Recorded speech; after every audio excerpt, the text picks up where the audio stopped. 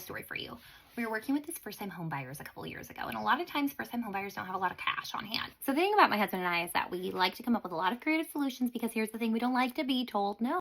So we found that this home, it was like one of maybe 2 or 3 that was within their price point because it was tight, guys. It was tight. So we get him under contract on this foreclosure that needed a decent amount of work. However, it was lendable, which was huge. That's a huge deal because here's the thing, it wasn't really advertised as being lendable, but we know what to look for to see if we can get a lender to lend on it anyways. We're just at closing and we find out the lender made an oopsies and he wasn't going to be able to get the file done in time. However, because it was a foreclosure and we were working with a bank that was out of state, there was a piece in the contract that said the client was going to be charged $1,000 per day if we had to extend closing.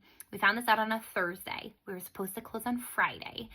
So we talked to the agent representing the seller and said, hey, if we need to extend, would you be able to do that? We understand that there's a penalty. And he said, yes, but we will only extend until Tuesday. What are we going to do? How are we going to fix this? So we talk to the lender and we say, hey, can you get this done by Tuesday? I know it's going to cost my client $4,000 at that point. The lender said, everything goes perfectly. It'll happen by Tuesday, but I would expect it to happen on Wednesday. And the bank was like, that's not going to work for us.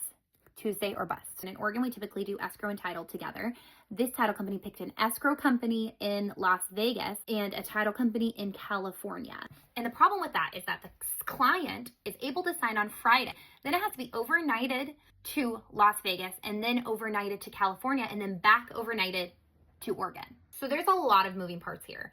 But the question for us goes, how can we save our clients $4,000 and make sure they can close on this house because the market shifted just enough in that time period. There's nothing available, nothing in their price. And our client's goal of home ownership was so important that we knew we needed to find a solution. So we just got on the phone with lender and said, what would need to happen in order for this to close right away? And he said, well, if magically the docs could go from one place to the other, we would be able to close on Friday and they wouldn't have to pay $4,000. So my genius husband, who's my business partner, says, well, what if somebody flew the docs? The lender said, well, Bethany's name is on the transaction, so she can't fly them. So that's not really going to work. My husband's like, I could fly them.